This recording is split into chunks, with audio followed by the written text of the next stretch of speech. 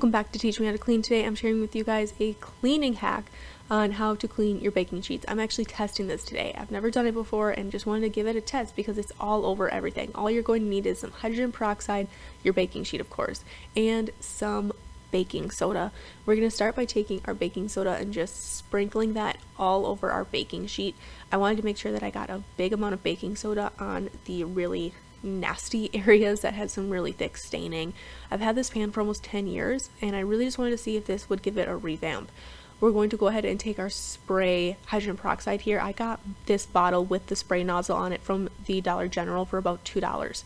We're going to spray that on, grab a sponge, and just start buffing in. If you need to, we're looking for a paste consistency, something that's going to stick to the baking sheet and kind of soak, if you will. So I'm going to add a little bit more hydrogen peroxide until I get to the consistency that I'm looking for, which is that paste. And you can see I've definitely got that here. Once I got to the consistency that I liked and got it all over the affected areas that I really wanted to clean, I went ahead and let this sit for about 8 hours. After the 8 hours, I went ahead and started rinsing it off and scrubbing it off in my sink. This didn't work as well as I hoped it would and as well in other videos that I had seen.